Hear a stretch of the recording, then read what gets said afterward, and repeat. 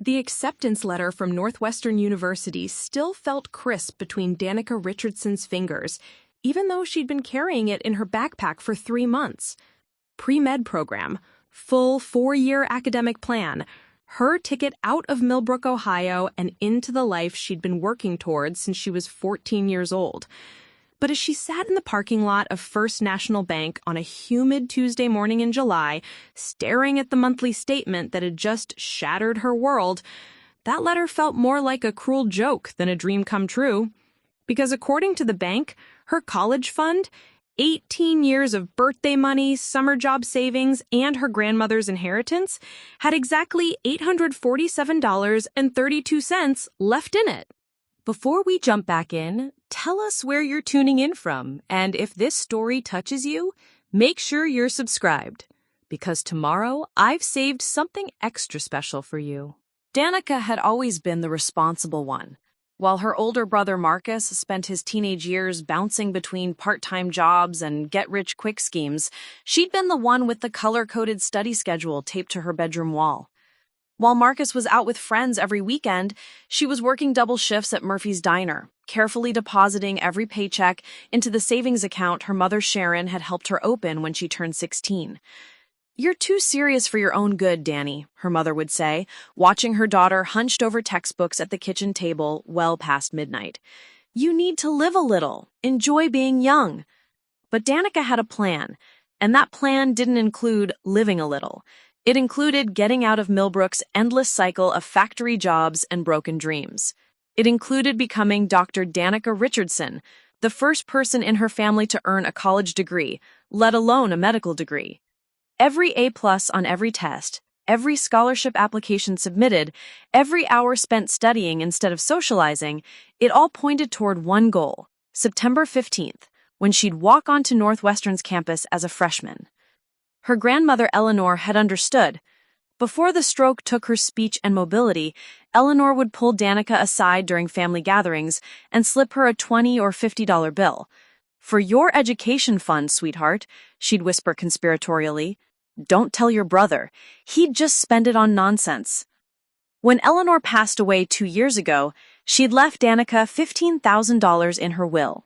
It was enough to cover her first year's expenses, even after her partial academic scholarship. Combined with her own savings from 3 years of working at the diner, plus the money Sharon had promised to contribute from her job at the county clerk's office, Danica calculated she could handle all 4 years without taking on crushing debt. The Richardson family had never had much money. Sharon worked full-time at the courthouse, but between the mortgage on their modest ranch house and the bills that seemed to multiply every month, there wasn't much left over. Danica's father had left when she was 12, taking his inconsistent construction income and leaving behind only sporadic child support payments that stopped coming entirely when she turned 16. "We're a team now," Sharon had told her children after the divorce was finalized. "Just the 3 of us, looking out for each other." Marcus, 3 years older than Danica, had taken those words to heart in his own way. He dropped out of community college after 1 semester, claiming it wasn't for him. Instead, he worked sporadically, a few months at the auto parts store, a stint at the hardware store, occasional construction work when his friend Jake's dad needed extra hands. He was charming and funny, always quick with a joke that could make their mother laugh even after the longest days at work. "Marcus has such a good heart," Sharon would say, whenever Danica pointed out that her brother contributed very little to household expenses. "He just needs to find his path. Not everyone can be focused like you, Danny." Danica tried not to resent the double standard. She tried not to notice that Marcus could sleep until noon on weekdays, while she was up at 5 a.m. for her opening shift at Murphy's Diner. She tried not to calculate how many hours she'd worked to save what Marcus could spend on a weekend trip to Cleveland with his friends. The family dynamics shifted when Marcus started dating Brittany Walsh 6 months ago. Brittany was everything Danica wasn't, outgoing where Danica was reserved, spontaneous where Danica was planned, focused on the present where Danica was always thinking about the future. She had platinum blonde hair that she touched up religiously every 6 weeks, and a laugh that could be heard across a room. "She's good for Marcus," Sharon declared after meeting Brittany for the first time. "She brings out his fun side." Danica thought Marcus's fun side had never needed much encouragement, but she kept that observation to herself. She was busy with her final semester of high school, advanced placement classes, and working extra shifts to boost her college fund as much as possible before September. The engagement came as a surprise to everyone except Marcus and Brittany. They'd been dating for exactly 7 months when Marcus showed up at the house one evening in April, grinning like he'd won the lottery. He'd proposed at the scenic overlook outside town, the same spot where half the couples in Millbrook had been engaged over the past 20 years. "We want to get married this summer," Marcus announced over dinner that night, "before it gets too hot for an outdoor ceremony." Sharon dropped her fork. "This summer? Marcus, that's only a few months away." "We don't want to wait," Brittany chimed in. Her engagement ring, a modest solitaire that had clearly stretched Marcus's budget, catching the light from the overhead fixture. "Life's too short to put off happiness, you know." Danica glanced between her mother and brother, noting the way Sharon's expression had shifted from surprise to something that looked almost like panic. "Weddings are expensive," she said carefully. "We know that," Marcus replied, his tone slightly defensive. "We're not expecting anyone to pay for it. We'll figure it out." But as the weeks passed, it became clear that figuring it out was more complicated than Marcus and Brittany had anticipated. The venue they wanted cost $3,000 for just the ceremony and reception space. The photographer, Brittany had her heart set on, charged $1,500. The flowers, the dress, the catering, the invitations, every detail seemed to come with a price tag that made Marcus's face tighten with stress. "Maybe we should wait," he suggested one evening in May, after spending an hour on the phone with a caterer who'd quoted them $25 per person for the 50 guests they wanted to invite. "Wait for what?" Brittany's voice had an edge Danica had never heard before. "For us to save more money? Marcus, you've been saying you're going to get a better job for 2 years. I'm not going to be one of those women who waits forever for her boyfriend to propose and then waits forever for him to actually marry her." Sharon watched these conversations with growing anxiety. Danica could see it in the way her mother's fingers drummed against the kitchen table during dinner, in the way she stared at bills a little too long before opening them. "Family is the most important thing," Sharon said one evening after Marcus and Brittany had left to look at wedding venues they couldn't afford. "When you have family, you support each other. You sacrifice for each other." Danica nodded absently, focused on her acceptance letter from Northwestern, which had arrived that afternoon. She'd been accepted into their pre-med program with a partial academic scholarship. It was everything she'd worked for, everything she'd dreamed about since she was 14 years old and decided she wanted to be a doctor. "That's wonderful, honey," Sharon had said when Danica showed her the letter. "I'm so proud of you." But there had been something distracted in her mother's voice, something distant that made Danica look up from the letter with a frown. "Mom, is everything okay?" "Of course, sweetheart. I'm just thinking about everything that's happening this summer. Marcus's wedding, your college preparations. It's a lot all at once." Danica pushed down the small flicker of unease that sparked in her chest. Her mother had been nothing but supportive of her college plans. They'd sat at the same kitchen table dozens of times over the past year, calculating expenses and discussing financial aid options. Sharon had even helped her research the best student loan options, just in case they needed to bridge any gaps. But as June melted into July, and Marcus's wedding anxiety increased, that flicker of unease grew stronger. Sharon seemed more stressed with each passing day. She started working overtime at the courthouse, claiming they needed the extra money for family expenses. She stopped asking about Danica's college preparations, which had been a nightly conversation topic for months. And then there were the phone calls, hushed conversations that stopped abruptly when Danica walked into the room, calls that made Sharon's face pinch with worry and her voice drop to a whisper. "We'll figure it out," Danica heard her mother say into the phone one evening. "Family comes first. It always has." The acceptance letter crinkled in Danica's fingers as she remembered that conversation. She thought her mother was talking about some general family crisis, maybe something with Sharon's sister in Toledo or her aging parents in Columbus. She never imagined that the family crisis was her brother's wedding, and she never imagined that the solution would come from her college fund. Preparing and narrating this story took us a lot of time, so if you are enjoying it, subscribe to our channel. It means a lot to us. Now, back to the story.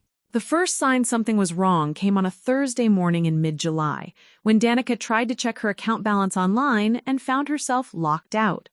The banking website displayed a cheerful message. For your security, this account has been temporarily restricted. Please contact your local branch or the account holder for assistance. Account holder. That phrase stuck in her mind as she stared at her laptop screen in her bedroom. She'd always assumed she was the account holder. After all, it was her college fund, built with her money for her future.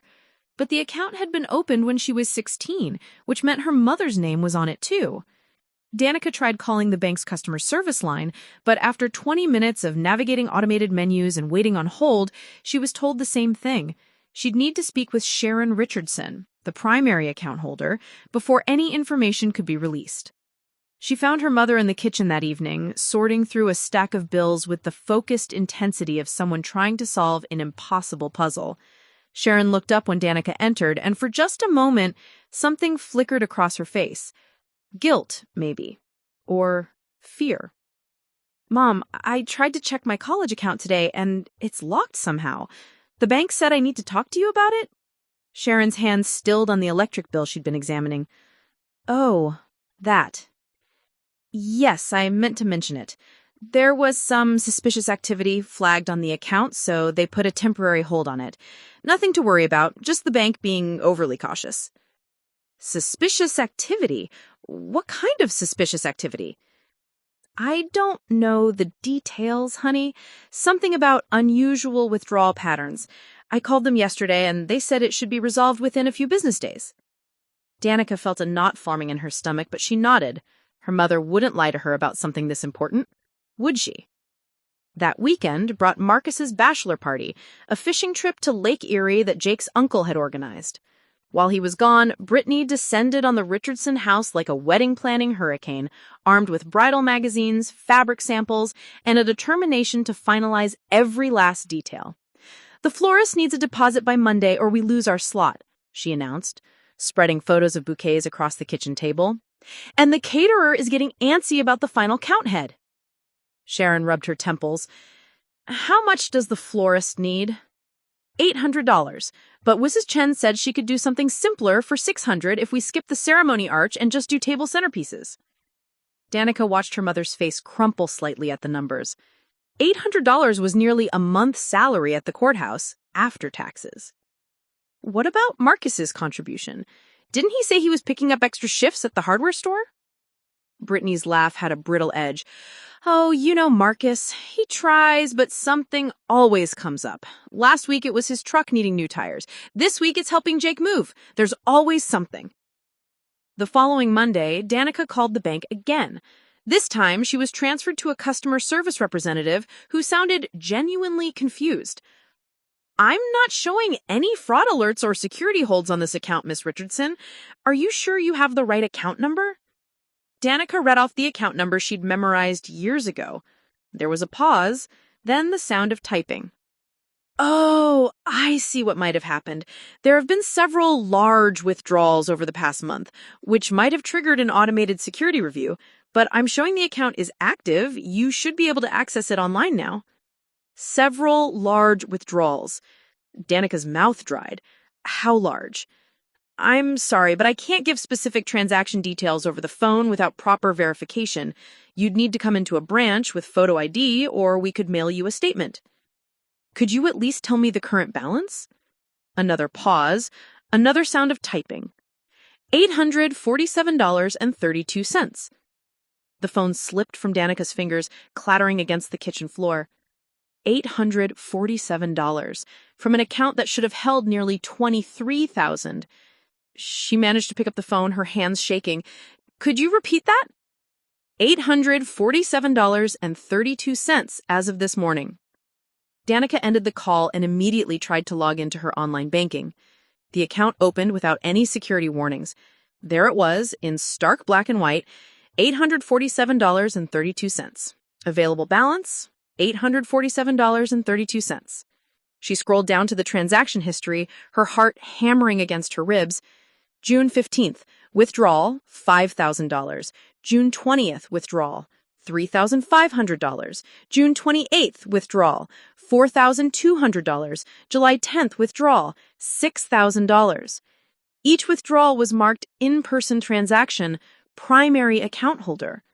Primary account holder. Her mother. Danica printed out the statement with trembling hands, staring at the numbers that represented years of her life.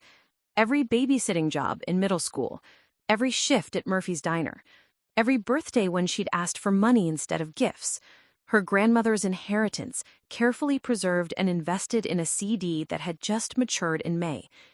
Gone. All of it. Gone. She heard the front door open and her mother's voice calling out a greeting. Sharon appeared in the kitchen doorway a moment later, still carrying her purse and the tired expression she wore after long days at the courthouse. "Hi, sweetie. How was your day?" Danica held up the bank statement. "Mom, we need to talk." Sharon's face went white. For several seconds, they stared at each other across the kitchen doorway, the printed paper between them like evidence at a crime scene. "Danica, I can explain." $22,000, Mom. $22,000. Danica's voice cracked. "My college fund. Grandma Eleanor's money. Everything I've saved since I was 14.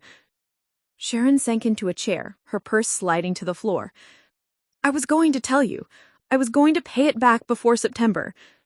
"Pay it back with what?" "You took out $5,000 on June 15th, the same day Marcus put down the deposit on his wedding venue." "Family comes first, Danica. It always has in this family." "This is my future we're talking about. Northwestern starts in 8 weeks. 8 weeks, and you stole from me." "I didn't steal anything." Sharon's voice rose, defensive and sharp. "That account has my name on it. Legally, it's as much mine as it is yours. And I told you, I'm going to pay it back." "How? How are you going to pay back $22,000 in 8 weeks? Sharon's face crumpled, and suddenly she looked older than her 43 years. I thought maybe you could defer enrollment for a year, take a gap year, work full-time, save up again. Lots of kids do that now." A gap year. Danica stared at her mother in disbelief. "You want me to give up my spot at Northwestern, my scholarship, my pre-med program, everything I've worked for, so Marcus can have his dream wedding?" "It's not just about the wedding. It's about family. It's about supporting each other when times are tough." "Times are tough for who? For Marcus, who's never held a steady job? For Brittany, who thinks she deserves a $15,000 wedding when they can't even afford rent on their own apartment?" "That's enough." Sharon's voice was firm, but there were tears in her eyes. "Marcus is your brother. He loves Brittany and they want to start their lives together properly. What's wrong with that? Nothing's wrong with wanting to get married. Everything's wrong with stealing money to pay for it." They glared at each other across the kitchen table, the bank statement between them like a chasm. Danica could hear the grandfather clock in the living room ticking away the seconds, marking time that was slipping away from her future. "I've already called Northwestern," Sharon said quietly. "Explained the situation. They said you can defer your enrollment without penalty. Your scholarship will still be there next year." Danica felt something cold and hard settle in her chest. "You called my school without asking me? I'm your mother. I'm trying to fix this." "No." Danica stood up, her legs unsteady. "You're trying to make me complicit in this. You're trying to make me okay with the fact that you stole my future to pay for Marcus's wedding. I didn't steal anything. And it's not just about the wedding. They need help with the security deposit on their apartment, and Marcus's truck payment is behind, and—" "Stop." Danica held up her hand. "Just stop. I don't want to hear any more excuses." She walked towards the kitchen door, then turned back. Her mother was crying now, quiet tears that streaked down her cheeks. "You know what the worst part is?" Danica's voice was steady, but her hands were shaking. "It's not even that you took the money. It's that you lied to me. For weeks, you looked me in the eye and lied to me.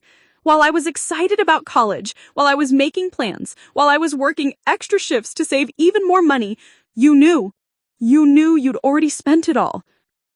Danica, please. I trusted you.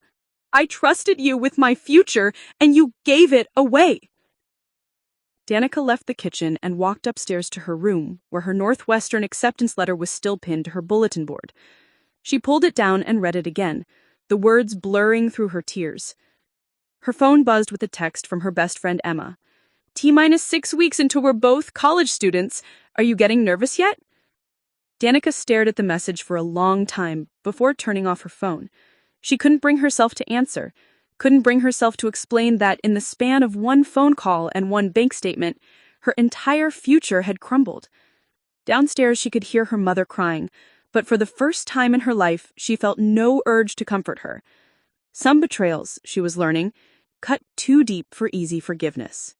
Danica didn't come down for breakfast the next morning, or the morning after that. She holed up in her bedroom, staring at her laptop screen, refreshing her bank account balance as if the numbers might magically change. $847.32. Always $847.32. She'd called in sick to Murphy's Diner for the first time in 3 years, claiming she had the flu. It wasn't entirely a lie. She felt nauseous every time she thought about September 15th, the date she was supposed to start classes at Northwestern, the date that now loomed like a deadline for a dream that was already dead. Her phone buzzed constantly with messages from Emma, her friend who'd gotten into Ohio State and was dealing with her own college preparation stress. Danica couldn't bring herself to read them, let alone respond. How do you tell your best friend that your mother stole your future? On Wednesday evening, there was a soft knock on her door. Danica, can I come in? It was Sharon's voice, tentative and careful. Danica almost didn't respond, but after a moment, she said, "It's your house." Her mother entered carrying a plate of spaghetti and meatballs, Danica's favorite meal since childhood. The gesture felt simultaneously loving and manipulative, like everything else Sharon had done lately. "You need to eat something," Sharon said, setting the plate on Danica's desk, "and we need to talk." "About what? About how you've already made all the decisions for me?" Sharon sat on the edge of Danica's bed, her hands clasped tightly in her lap. "I've been thinking about solutions, real solutions, not just deferring for a year." Despite herself, Danica felt a flicker of hope. What kind of solutions? "I could take out a home equity loan. The house has some equity built up, and with my steady income at the courthouse, the bank might approve us for $15,000 or $20,000. Danica turned to face her mother fully for the first time in 3 days. "You'd do that?" "Of course I would. You're my daughter. Your education is important." Sharon's voice caught slightly. "I made a terrible mistake, and I want to fix it." For a moment, Danica allowed herself to imagine it. A loan that could restore her college fund, get her back on track for September 15th. But then reality crept in. "Mom, a home equity loan would mean payments for 15 or 20 years, on top of all our other expenses. And what happens if something goes wrong with your job?" "I'll manage. We'll manage." "Like we've been managing Marcus's problems for the past 5 years? Sharon's face tightened. "That's different." "How is it different? Marcus can't keep a job, can't pay his bills, can't even afford his own wedding, but somehow that's our responsibility? And now you want to mortgage our house to clean up the mess you made fixing his problems." "He's family, Danica. Family helps family." "I'm family too." The words exploded out of her with a force that surprised them both. "I'm family too, but apparently my dreams are negotiable while his aren't." They stared at each other across the small bedroom, the plate of cooling spaghetti between them like a peace offering that neither of them knew how to accept. "The loan is a good idea," Danica said finally, "but not for college." Sharon blinked. "What do you mean?" "I mean, take out the loan to pay Marcus back, put the money back in my account where it belongs, and let him figure out his own wedding." "Danica, the wedding is in 3 weeks. Everything's already planned. Deposits have been paid." With my money? The invitations are sent, the church is booked, Brittany's dress has been altered. I don't care. Danica stood up, pacing the small space between her bed and desk. I don't care about Marcus's wedding or Brittany's dress or any of it. I care about September 15th. I care about Northwestern. I care about becoming a doctor, which is something I've wanted since I was 14 years old. 1 year, Danica. Just defer for 1 year. Let me get the loan, rebuild your fund. You don't understand. Danica stopped pacing and looked directly at her mother. I don't trust you anymore.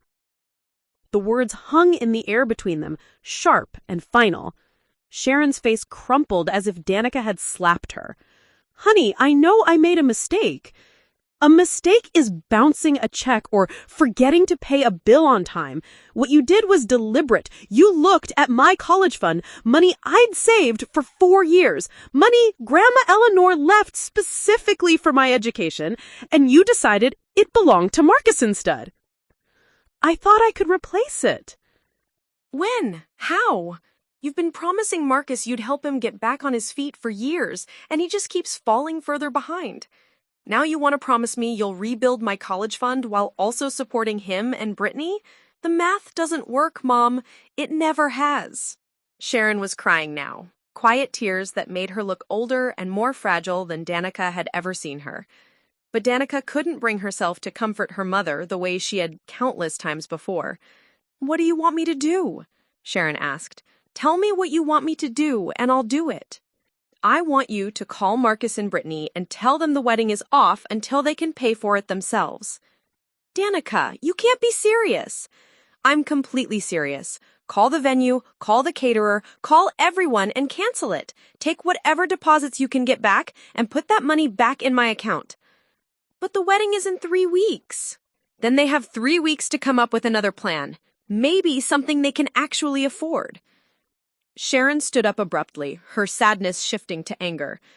You're asking me to destroy your brother's happiness to preserve yours. No, I'm asking you to stop destroying my happiness to preserve his. This is about more than money, Danica. This is about family loyalty, about putting the good of the family above your individual wants.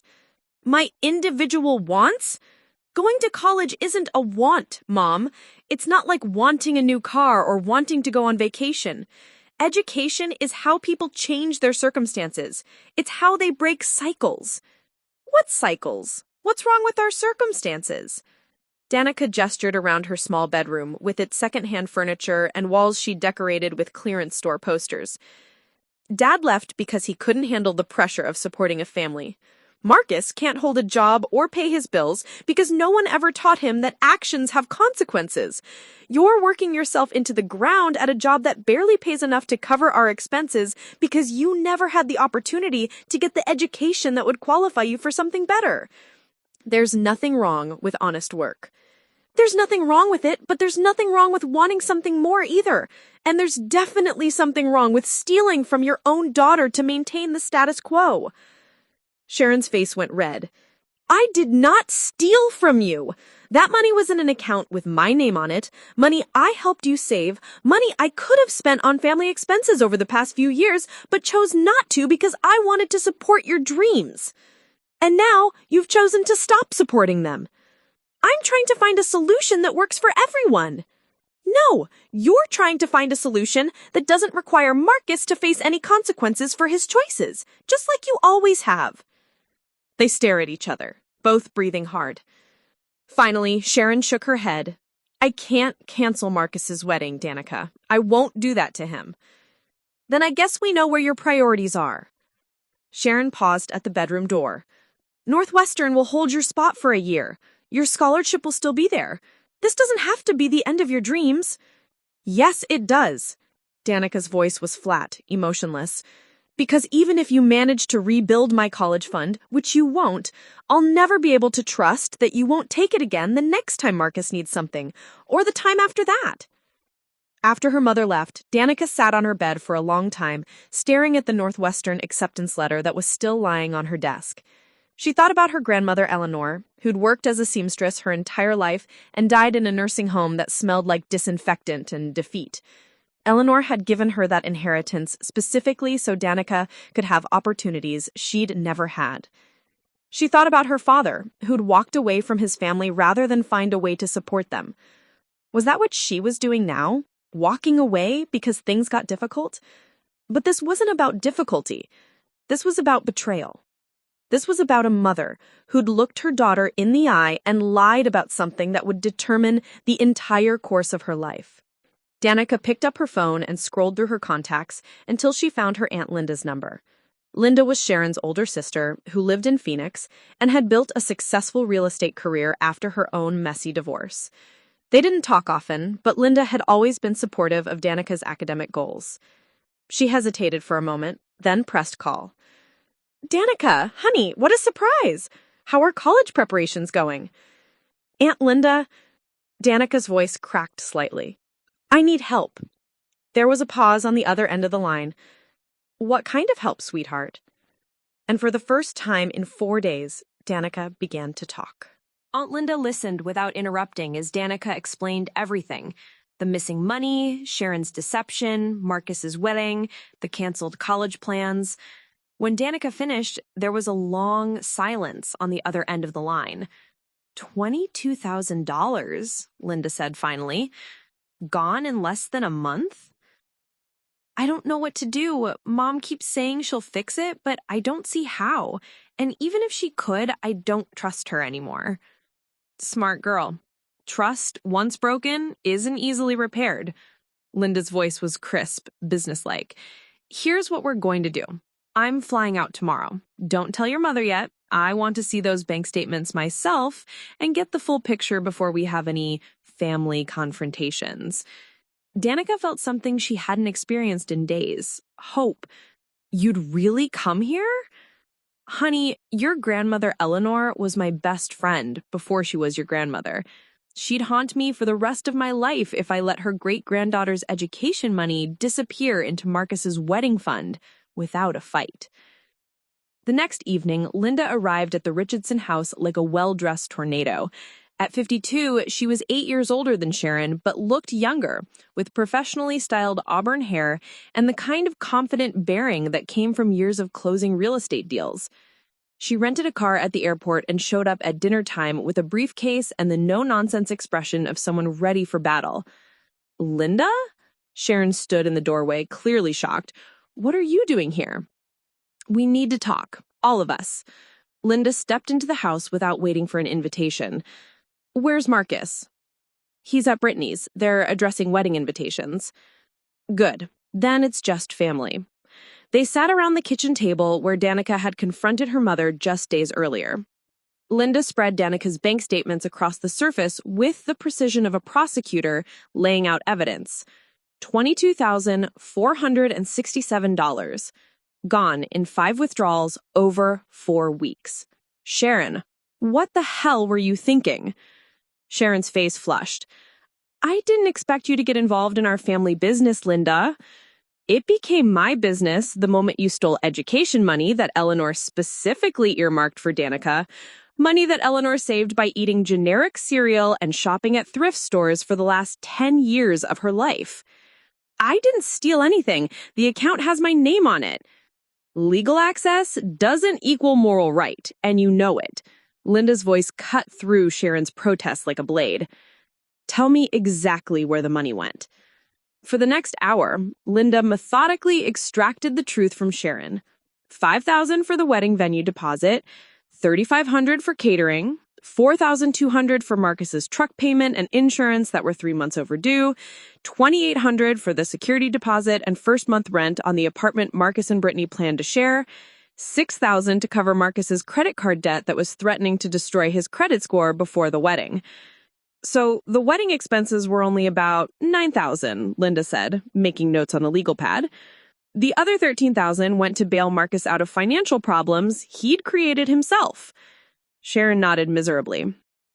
And you thought you could replace it. How exactly?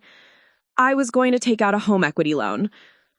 On a house you've owned for 12 years and still owe $60,000 on. Sharon, the equity in this house might get you $8,000 or $10,000 maximum, and that's if the bank approves you, which they might not given your debt-to-income ratio. Danica watched her aunt work with growing admiration. Linda understood money in a way that neither she nor her mother had ever had. She spoke about interest rates and loan-to-value ratios and credit scores like they were simple facts rather than mysterious forces that controlled people's lives. Here's what's going to happen. First, we're going to figure out exactly what wedding expenses can be recovered. Second, we're going to create a realistic plan for Danica's college funding that doesn't depend on you magically producing money you don't have. Linda, the wedding is in 2.5 weeks. Then we better work fast. Over the next 3 days, Linda turned the Richardson house into a financial war room. She helped Danica create spreadsheets tracking every expense, contacted wedding vendors to understand cancellation policies, and researched emergency financial aid options at Northwestern. Most importantly, she taught Danica how to navigate systems she'd never understood before. The first rule of financial independence, Linda explained as they sat at Danica's laptop, is understanding that you can't rely on other people to protect your money, even people who love you. Especially people who love you, because they'll convince themselves that spending your money is somehow for your own good. They learned that the wedding venue required a 60-day cancellation notice for a full refund, but would return 50% with 2 weeks' notice. The caterer would keep the deposit, but cancel the remaining balance. The photographer was willing to refund everything except a $200 booking fee. That's about $4,000 we can recover immediately, Linda calculated. Not nearly enough, but it's a start. While Linda handled the vendor negotiations, Danica researched student loan options, work-study programs, and emergency scholarship funds. She discovered programs she'd never known existed: grants for first-generation college students, scholarships for students from single-parent households, emergency aid funds for students facing unexpected financial hardship. "Why didn't my school counselor tell me about these?" Danica asked, scrolling through a database of emergency education grants. Because most high school counselors are overwhelmed and underfunded. They give out the same basic information to everyone and hope for the best. Linda looked over Danica's shoulder at the screen. This is why financial literacy should be taught in every high school. Your mother loves you, but she doesn't understand money management any better than you did a week ago. The real breakthrough came when Linda called her real estate contacts in Chicago. Through a friend of a friend, she connected with Dr. Patricia Hernandez, an emergency room physician who'd graduated from Northwestern's pre-med program 15 years earlier. Dr. Hernandez runs a small scholarship fund for students facing financial emergencies, Linda explained after the phone call. She started it after her own family situation nearly derailed her education. If we can document what happened and show that you're serious about continuing your education, she might be able to help bridge the gap. Danica spent hours crafting an application essay that explained her situation without making excuses for her family. She wrote about her grandmother's sacrifices, her own years of saving, and her commitment to becoming a doctor despite the obstacles. Don't make them the villains, as Danica worked on her third draft. Make yourself the hero of your own story. Meanwhile, Linda was having her own difficult conversations with Sharon about family dynamics and financial boundaries. "You raised Marcus to believe that other people would always bail him out," Danica overheard Linda saying one evening. "Every time he faced consequences for his choices, you or Mom stepped in and fixed things for him. Now he's 21 years old and has no idea how to manage his own life." "I was trying to help him. You were trying to protect him. There's a difference. Help teaches people how to solve problems. Protection teaches them that problems are someone else's responsibility." "And what about Danica? Aren't I supposed to protect her too?" "You were supposed to protect her college fund. Instead, you sacrificed her future to enable Marcus's present." The conversations weren't easy, but they were necessary. For the first time, Danica began to understand that her family's problems weren't just about money. They were about patterns, boundaries, and expectations that had been building for years. Linda also helped her understand legal realities she'd never considered. The fact that your mother's name was on the account meant she had legal access to the money, but the fact that it was your inheritance money, combined with documentation showing you were the primary contributor, gives you legal standing if you wanted to pursue it. "You mean sue my own mother?" "I mean, you have options. Whether you choose to use them is up to you." By the end of the week, they had a plan. Dr. Hernandez's scholarship fund could provide $5,000. The recovered wedding deposits would add another $4,000. Linda was prepared to loan Danica $8,000 at a low interest rate with flexible repayment terms that wouldn't start until after graduation. That gets you to $17,000. Still short of what you had, but combined with your original scholarship and a student loan for the remaining balance, it's enough to start Northwestern on schedule. Danica stared at the numbers, hardly daring to believe them. You'd really loan me $8,000? Honey, I'm investing in a future doctor who's going to pay me back with interest and probably save a few lives along the way. It's the best investment I've ever made. But there was still one conversation left to have with Marcus and Brittany about the wedding that would have to be dramatically scaled back or postponed. Are you ready for that fight? Linda asked. Danica thought about her grandmother Eleanor, who'd worked until she was 73 to save money for her great-granddaughter's education. She thought about the acceptance letter from Northwestern that was still pinned to her bulletin board. Most of all, she thought about the person she was becoming, someone who understood that fighting for her own future wasn't selfish. It was necessary. I'm ready, she said. The confrontation with Marcus and Brittany happened on a sweltering Saturday afternoon, just 18 days before their scheduled wedding. Linda had insisted they meet at a neutral location, the conference room at the Millbrook Public Library, where emotional outbursts would be discouraged by the institutional setting and the presence of other patrons. Marcus arrived first, looking confused and slightly defensive. He'd grown a beard for the wedding that made him look older, more responsible, but his eyes still held the same boyish uncertainty that had defined him since high school. Brittany came in 5 minutes later, wearing a sundress that showcased her engagement ring and the kind of carefully applied makeup that suggested she'd prepared for battle. "Mom said you wanted to talk about wedding plans?" Marcus said, settling into one of the plastic chairs around the conference table. "But I don't understand why we need Linda here, or why we're meeting at the library." "Because," Linda said calmly, "we're here to discuss the financial reality of your wedding, and I wanted everyone to have the facts before we make any decisions." She spread the bank statements across the table with the same methodical precision she'd used with Sharon earlier that week.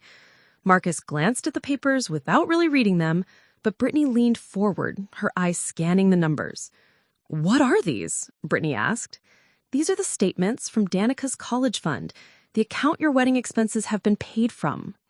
The color drained from Marcus's face. "What do you mean?" "I mean, your mother withdrew over $22,000 from Danica's education savings to cover your wedding expenses and your personal debts. Money that Danica earned working at Murphy's Diner for 3 years. Money that your grandmother Eleanor left specifically for Danica's college education." Marcus stared at the bank statements as if they were written in a foreign language. "Mom said... She said the family was helping with wedding expenses. She didn't say it was coming from Danica's college money." "Well, now you know," Linda said. Brittany's reaction was entirely different. Her face flushed red, but not with embarrassment, with anger. "So what exactly are you suggesting?" she asked, her voice tight. "That we cancel our wedding 2.5 weeks before the ceremony because Danica suddenly decided she wants her money back?" "Suddenly decided," Danica spoke for the first time since they'd sat down.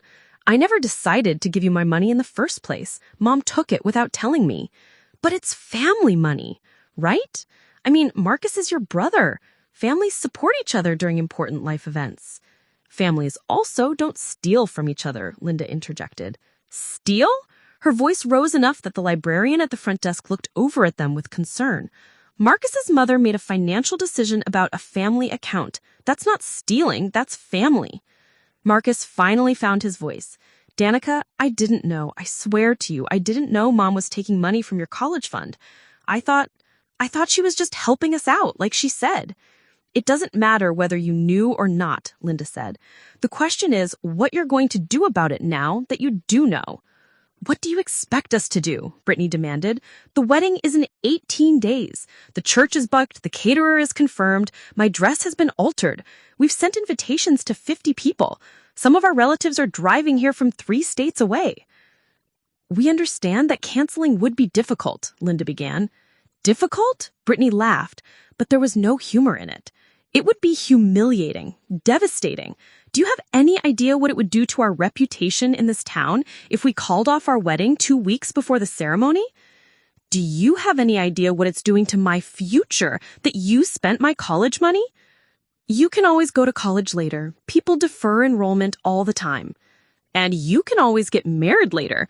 People postpone weddings all the time, too. That's completely different. How is it different?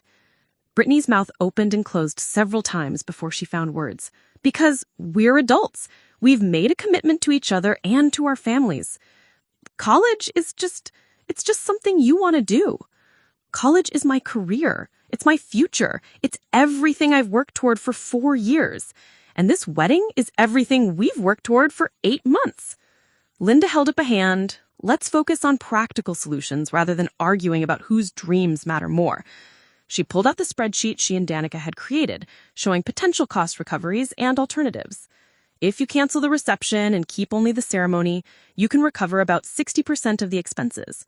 If you postpone everything for 6 months, you can get back about 40% and have time to save for the rest. Marcus studied the numbers, his face pale. We'd still lose thousands of dollars. Less than you'd lose if you go through with the current plans, because the money you've already spent is gone, and you have no way to pay the remaining balances. What remaining balances? Brittany asked. Linda consulted her notes. $1,500 still owed to the caterer, $800 to the photographer, $600 to the florist, plus the honeymoon you've booked but haven't paid for, which is another $1,200. Marcus's face went even paler. I thought Mom had covered all of that. Your mother covered the deposits. The final payments are due the week of the wedding. That's almost $4,000, Marcus said weakly. $4,000 you don't have, Linda confirmed, unless you were planning to ask for more family assistance. The implication hung in the air. Everyone at the table understood that more family assistance would mean more money from Danica's college fund. Brittany's jaw tightened. Fine, we'll figure something out. Marcus can pick up extra shifts. I can ask my parents for help. My parents don't have that kind of money, Marcus interrupted. They're already helping with my sister's kids' school expenses. Then we'll put it on credit cards. Brittany, we're already maxed out on credit cards. That's part of why Mom had to help with my truck payment. Linda watched this exchange with the detached interest of someone observing a car accident in slow motion. But Danica felt sick to her stomach. This was her family, her brother and his fiancé, discussing how to finance their wedding with money they didn't have, apparently without any understanding of the consequences. There's something else you need to know, Linda said quietly. We're prepared to take legal action to recover the inheritance money if necessary. The words dropped into the conversation like a bomb. Marcus stared at her in shock, but Brittany's expression turned calculating. Legal action against who? Sharon? She had legal access to that account. Legal access to account funds doesn't necessarily extend to inheritance money that was deposited with specific educational purposes documented in the will. Linda was bluffing, and Danica knew it. They'd discussed this possibility, but Linda had warned that any legal action would be expensive, time-consuming, and would destroy what was left of the family relationships. But the bluff had its intended effect. You'd sue your own mother? Marcus asked Danica directly. I'd do whatever it takes to get my education back. But it's family. Marcus, stop. Danica's voice was sharp. Stop hiding behind the word family like it justifies everything. Family doesn't mean I have to sacrifice my future for your wedding. Family doesn't mean Mom gets to lie to me for weeks while she spends my college money. Family doesn't mean you get to live your life without consequences while everyone else pays for your mistakes. My mistakes? Your truck payment that was 3 months overdue, your credit card debt, the apartment deposit you couldn't afford, all of that came out of my college fund too, not just the wedding expenses. Marcus's face flushed. I didn't ask her to do that. You didn't have to ask. You just had to keep making the same irresponsible choices you've been making since high school, knowing that Mom would always bail you out. That's not fair. What's not fair is that I've worked every weekend for 3 years while you slept until noon. What's not fair is that I've never asked the family for anything while you've been borrowing money for emergencies that somehow happen every month. What's not fair is that my future got sacrificed for your present." Brittany slammed her hand on the table, making the bank statements flutter. "Enough! This isn't getting us anywhere. Marcus, we're getting married in 18 days, with or without your family's support. If they want to destroy family relationships over money, that's their choice." "Brittany," Marcus started, "no, I'm done with this conversation. We'll figure out the remaining expenses ourselves. We'll have the wedding we planned, and if your sister wants to take legal action against your mother, she can live with the consequences of tearing apart her own family." Brittany stood up, her chair scraping loudly against the library floor. "Are you coming, Marcus?" Marcus looked around the table, at the bank statements, at Linda's business-like expression, at Danica's determined face. For a moment, Danica thought he might stay, might try to find a real solution, but then he stood up and followed Brittany toward the exit. "Marcus," Danica called after him. He turned back, his expression pained. "The money you're planning to spend on this wedding could pay for your first year of community college. It could get you job training, help you build a real career. Instead, you're spending it on one day. Some things are more important than money, Danica. And some things are more important than one day." After they left, Danica and Linda sat in the quiet conference room, surrounded by the scattered evidence of the Richardson family's financial dysfunction. "That went about as well as expected," Linda said dryly. "They're really going to go through with it, aren't they? Even knowing where the money came from?" "It looks that way." Danica stared at the bank statements, thinking about the conversation that had just taken place. Brittany's casual dismissal of her college plans, Marcus's continued refusal to take responsibility for his financial choices, the complete absence of any acknowledgement that what had been done to her was wrong. "What happens if they can't pay the remaining wedding expenses?" she asked. "They'll probably try to borrow more money from your mother, or they'll default on the payments and ruin their credit, or they'll have a wedding they can't afford and start their marriage with overwhelming debt. And Mom will probably help them with that too." "Probably." Danica gathered up the bank statements, folding them carefully. "Then I guess we move forward with our own plan. Are you sure? Once we start this process, applying for emergency aid, accepting my loan, restructuring your college funding, there's no going back to the way things were with your family." Danica thought about her Northwestern acceptance letter, about her dreams of becoming a doctor, about her grandmother Eleanor, who'd worked until she was 73 to save money for her great-granddaughter's education. "There's already no going back," she said. 3 days after the disastrous library meeting, everything fell apart. It started with a phone call at 6:30 a.m. Danica was getting ready for her shift at Murphy's Diner. She'd finally returned to work, needing both the money and the distraction, when her phone rang. Dr. Patricia Hernandez's name appeared on the screen. "Danica, I'm afraid I have some difficult news," Dr. Hernandez said without preamble. "The Emergency Scholarship Fund has been suspended pending a board review." Danica's coffee mug slipped from her hands, shattering against the kitchen floor. "What does that mean?" "It means we can't process any new applications until our board meets next month to address some procedural concerns. I'm so sorry. I know you were counting on this funding." $5,000? Gone. Danica hung up and stared at the broken mug at her feet, coffee spreading across the linoleum like a dark stain. Without Dr. Hernandez's scholarship, her carefully constructed plan fell short by exactly the amount she needed most. She was still cleaning up the mess when her phone rang again. This time it was Linda, calling from Phoenix. "I have bad news," Linda said, and Danica's stomach dropped even further. "My real estate deal in Scottsdale just fell through. The buyers couldn't get financing approved, and I was counting on that commission to cover the loan I promised you."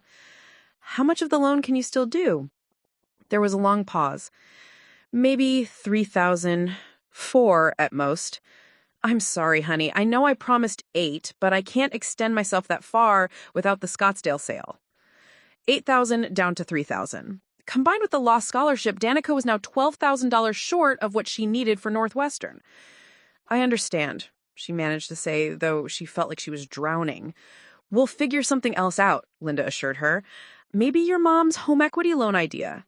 No, Danica's voice was firm. We already established that won't work. And even if it would, I can't ask her to mortgage the house after what's happened. After Linda hung up, Danica sat on her kitchen floor, surrounded by broken ceramic and cold coffee, calculating and recalculating numbers that wouldn't add up. The wedding deposit recoveries, $4,000. Linda's reduced loan, $3,000. Her remaining savings, $847. Total, less than $8,000 toward a college education that cost $35,000 per year. She was supposed to start classes in exactly 2 weeks. At Murphy's Diner that morning, everything went wrong. She mixed up orders, dropped a plate of pancakes, and accidentally charged a customer for someone else's meal. Her boss, Jim Murphy, pulled her aside during the lunch rush. Danica, what's going on with you? You've been working here 3 years, and I've never seen you make this many mistakes in one shift. I'm sorry, Mr. Murphy. I'm dealing with some family stuff. Look, I like you, kid. You're one of my best workers. But if you need some time off to get your head straight before you leave for college, just say so. Don't stumble through shifts like this. About college, Danica's voice caught. I might not be going after all. Jim's expression shifted from annoyance to concern. What do you mean? Before she could answer, the bell above the diner door chimed and Marcus walked in. He looked terrible, unshaven, wearing the same clothes he had on at the library meeting, his eyes red-rimmed with exhaustion. Danica, we need to talk. I'm working. It's an emergency. Jim looked between them and sighed. Take 15 minutes, but this better not become a habit. Outside the diner, Marcus paced back and forth on the sidewalk like a caged animal. Brittany left, he said without preamble. What do you mean, left? I mean, she packed her stuff and drove back to her parents' house in Akron. She said she can't marry someone whose family would sabotage their wedding over money. Danica stared at her brother. Marcus, we didn't sabotage anything. We told you the truth about where the money came from. The truth. Marcus's voice cracked. The truth is that my own sister is trying to destroy my happiness because she's jealous that Mom helped me instead of her. Jealous? The word hit Danica like a slap. You think I'm jealous that Mom stole my college fund to pay for your wedding? It's not stealing when it's family money. It wasn't family money. It was my money that I earned that Grandma Eleanor specifically left for my education. But we're family. Marcus's voice rose, causing people walking past the diner to stare. Family is supposed to support each other. Family is supposed to sacrifice for each other. I have been sacrificing for this family my entire life. I have worked every weekend since I was 16 while you slept until noon. I've never asked for help with anything while you've needed bailouts every few months. I saved every penny for 4 years while you spent money you didn't have. And now you want me to give up my future so you can have a wedding you can't afford? It's not just a wedding. It's my marriage. It's my whole life. And Northwestern is my whole life. But somehow my dreams don't matter as much as yours. Marcus stopped pacing and looked at her with an expression she'd never seen before. Pure, frustrated anger. You know what your problem is, Danica? You think you're better than us. You think you're too good for Millbrook, too good for this family, too good for the life we have here. That's not true. It is true. You've been planning your escape since you were 14 years old, and you don't care who you hurt on your way out. The accusation hung between them like a physical thing. Danica felt tears stinging her eyes, but they were tears of rage, not sadness. You're right. I do want to escape. I want to escape a family that thinks my dreams are negotiable. I want to escape a place where working hard and planning for the future is seen as thinking I'm better than everyone else. I want to escape the cycle of bad decisions and financial crises that you and Mom seem determined to repeat forever. Fine. Marcus's voice was cold. Then escape. Take your money and your fancy college and your medical school dreams and don't look back.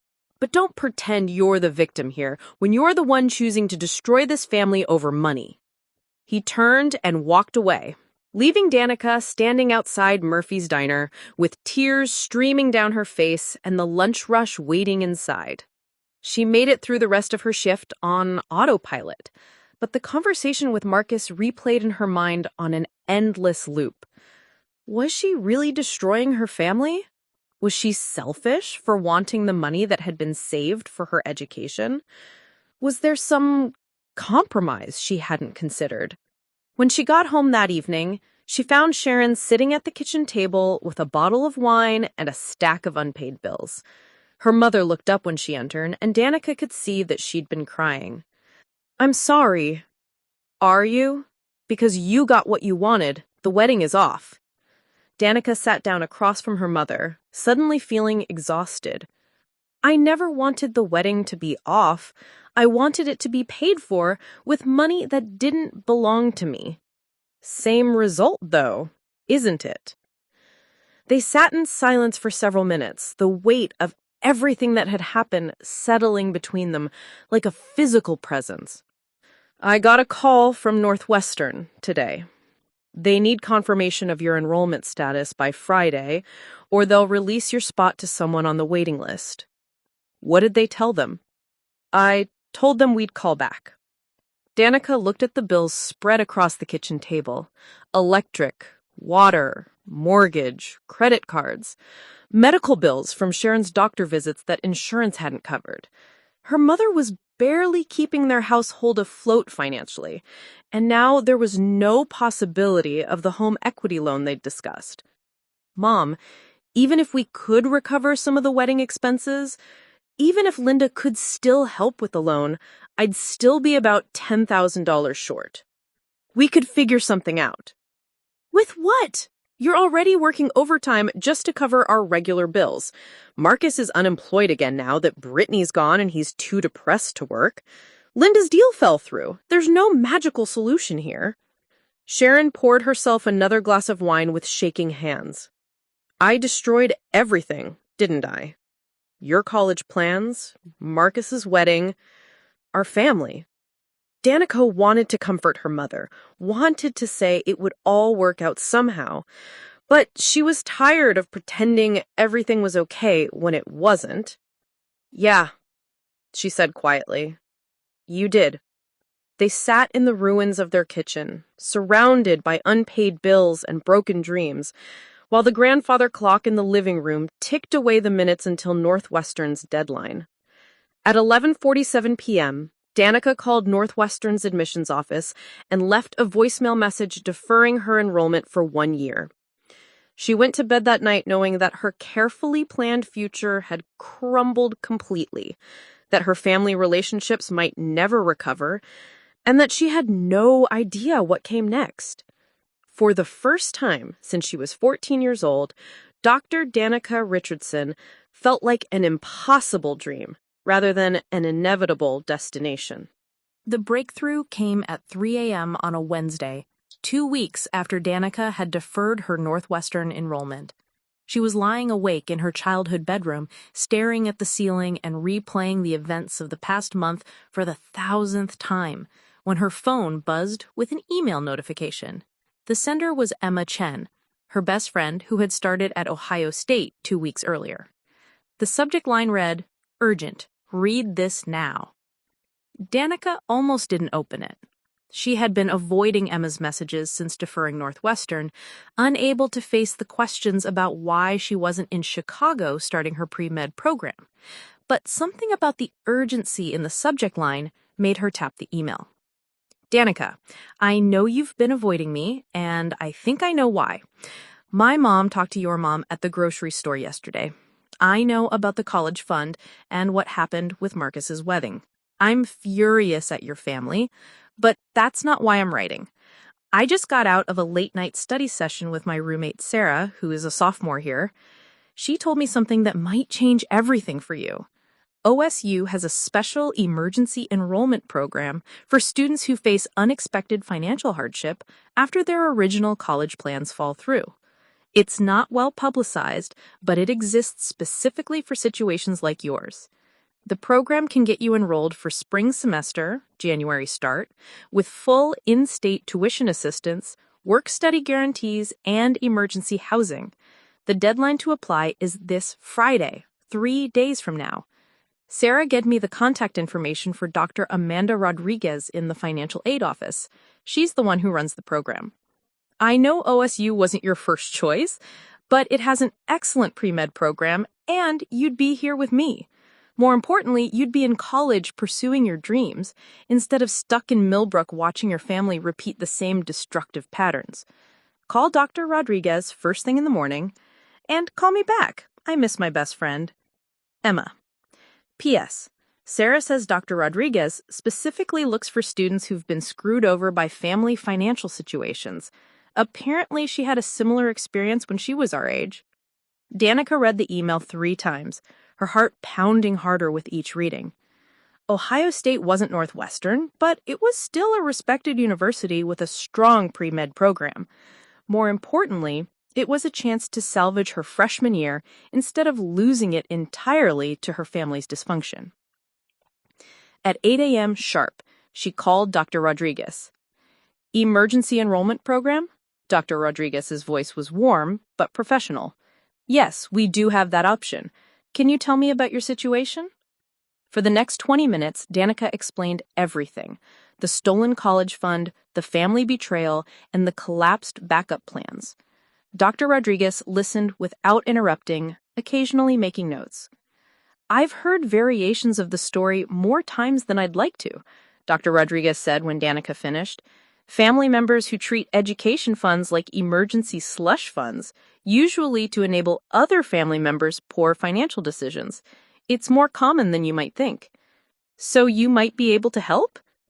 If you can document everything you've told me and get your application materials together by Friday, yes, the Spring Emergency Program covers full in-state tuition assistance, work-study guarantees, and emergency housing assistance. The deadline to apply is this Friday, 3 days from now. Sarah gave me the contact information for Dr. Amanda Rodriguez in the financial aid office. She's the one who runs the program. I know OSU wasn't your first choice, but it has an excellent pre-med program, and you'd be here with me. More importantly, you'd be in college pursuing your dreams instead of stuck in Millbrook watching your family repeat the same destructive patterns. Call Dr. Rodriguez first thing in the morning. And call me back. I miss my best friend, Emma. P.S. Sarah says Dr. Rodriguez specifically looks for students who've been screwed over by family financial situations. Apparently, she had a similar experience when she was our age. Danica read the email 3 times, her heart pounding harder with each reading. Ohio State wasn't Northwestern, but it was still a respected university with a strong pre-med program. More importantly, it was a chance to salvage her freshman year instead of losing it entirely to her family's dysfunction. At 8 a.m. sharp, she called Dr. Rodriguez. Emergency enrollment program? Dr. Rodriguez's voice was warm, but professional. Yes, we do have that option. Can you tell me about your situation? For the next 20 minutes, Danica explained everything. The stolen college fund, the family betrayal, and the collapsed backup plans. Dr. Rodriguez listened without interrupting, occasionally making notes. I've heard variations of the story more times than I'd like to, Dr. Rodriguez said when Danica finished. Family members who treat education funds like emergency slush funds, usually to enable other family members' poor financial decisions. It's more common than you might think. So you might be able to help? If you can document everything you've told me and get your application materials together by Friday, yes, the Spring Emergency Program covers full in-state tuition assistance, guaranteed work-study placement, and emergency housing assistance. You'd start classes in January instead of this fall, but you wouldn't lose the entire academic year. Danica felt something she hadn't experienced in weeks. Hope. There's one more thing, Dr. Rodriguez continued. The program requires a personal statement explaining your situation and what you've learned from it. Not a victim narrative, but a demonstration of resilience and growth. Can you handle that? Yes, Danica said without hesitation. Absolutely. She spent the next 3 days in a fury of productivity, unlike anything she had ever experienced. She requested transcripts, gathered financial documentation, and wrote a personal statement that laid out her situation with brutal honesty while focusing on what the experience had taught her about boundaries, financial literacy, and personal responsibility. Linda flew back to Ohio to help with the application process, bringing her business expertise and emotional support. Together, they created a comprehensive portfolio that documented not just Danica's financial crisis, but her academic achievements, work ethic, and determination to overcome obstacles. "You know what impresses me most about this whole situation?" Linda said as they worked on the final draft of Danica's personal statement. "You never once considered giving up on college entirely. Even at your lowest point, you were looking for alternatives, not excuses." The hardest part was writing about her family without making them the villains of her story. Danica struggled to find the balance between honesty about what had happened and taking ownership of her own choices going forward. "I learned that love and enabling are not the same thing," she wrote in her personal statement. "My mother thought she was helping my brother by repeatedly bailing him out of financial crises, but she was actually preventing him from learning crucial life skills. I learned that setting boundaries isn't selfish, it's necessary for healthy relationships. And I learned that sometimes the people who love you most will make decisions that hurt you, not out of malice, but out of their own fear and limitation." Dr. Rodriguez called on Friday afternoon, just hours after Danica had submitted her completed application. "Congratulations! You've been accepted to the emergency enrollment program. You'll start spring semester in January with full tuition assistance, guaranteed work-study placement, and emergency housing in the residence halls. Welcome to Ohio State University." Danica hung up the phone and immediately called Emma, who screamed so loudly that her roommate could be heard in the background asking if everything was okay. "Everything is perfect," Emma shouted. "My best friend is gonna be a Buckeye." 6 months later, Danica stood in the laboratory of Ohio State's biology building, pipetting solutions for her organic chemistry research project. She was wearing scrubs and safety goggles, her hair pulled back in a practical ponytail, focused entirely on the precise measurements required for her experiment. It was exactly where she'd imagined herself being when she was 17 and dreaming of Northwestern, except the path here had been nothing like what she'd planned. The emergency enrollment program had been a lifeline, but it hadn't been easy. Danica worked 20 hours a week in the biology department, tutored underclassmen for extra money, and maintained a 3.8 GPA while living on a strict budget that left no room for error. She'd learned to meal prep, shop for textbooks online, and find free entertainment options around Columbus. Most importantly, she'd learned that she was stronger than she'd ever imagined. "Danica, can you come here for a minute?" Dr. Sarah Kim, her research supervisor, called from across the lab.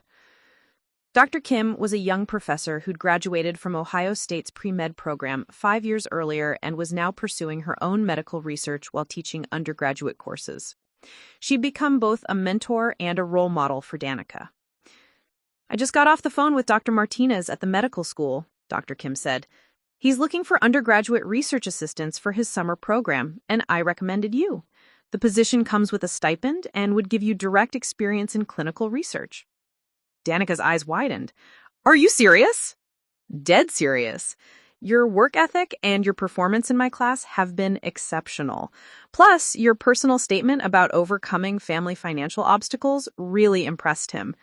He said he's looking for students who have demonstrated resilience in the face of adversity." That evening, Danica called Linda to share the good news about the summer research opportunity. "I'm proud of you, kiddo.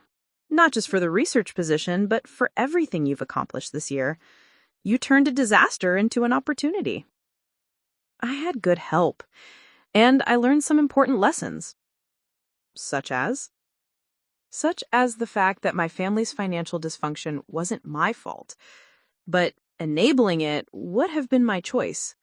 I learned that I can't save people who don't want to be saved, and that trying to do so just destroys everyone involved." The conversation with Linda reminded Danica that she hadn't spoken to Sharon or Marcus in over 3 months. The last contact had been a brief, awkward phone call where Sharon had tried to convince her to come home for Christmas, and Danica had politely declined. She'd sent a Christmas card with a photo of herself in the OSU biology lab, along with a brief note, "Doing well at school. Hope you're both taking care of yourselves." Sharon had sent back a card with a longer note about missing her and hoping they could work things out soon. There had been no acknowledgement of what had caused their rift, no apology for the stolen college fund, no recognition that Danica's boundaries were legitimate rather than vindictive. Marcus, according to Linda's sources in Millbrook, was working sporadically at a construction company and living in Sharon's basement.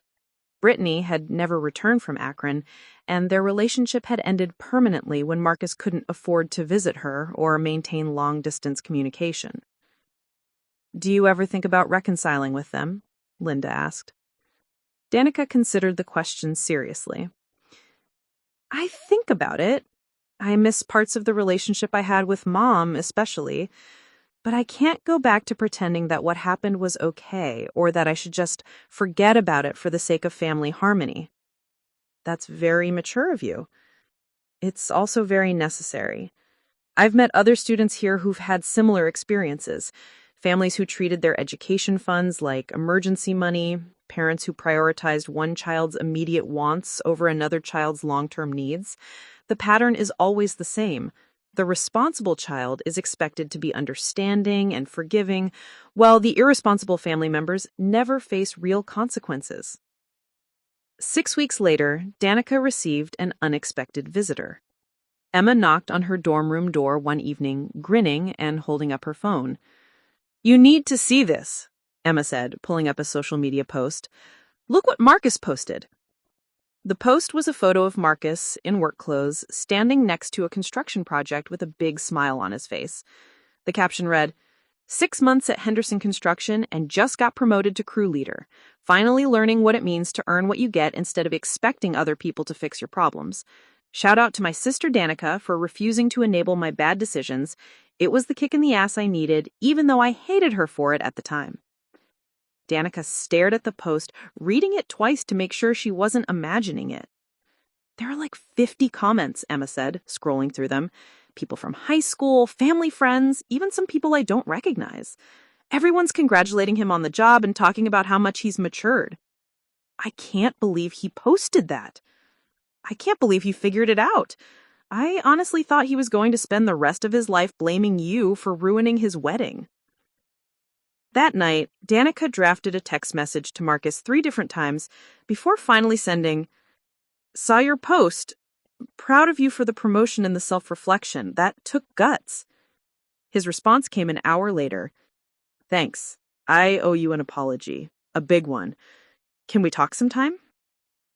They talked for 2 hours the next day, the first real conversation they'd had since the confrontation at the library. Marcus apologized not just for the angry things he'd said, but for the years of financial irresponsibility that had created the crisis in the first place. "I never understood how much you'd sacrificed until I had to start paying my own bills," he admitted. "Working every weekend, saving every penny, never asking for help with anything. I took that for granted because it was easier than facing my own problems. I'm glad you figured it out, but I need you to understand that our relationship going forward has to be different. I can't go back to being the family member who fixes everyone else's problems."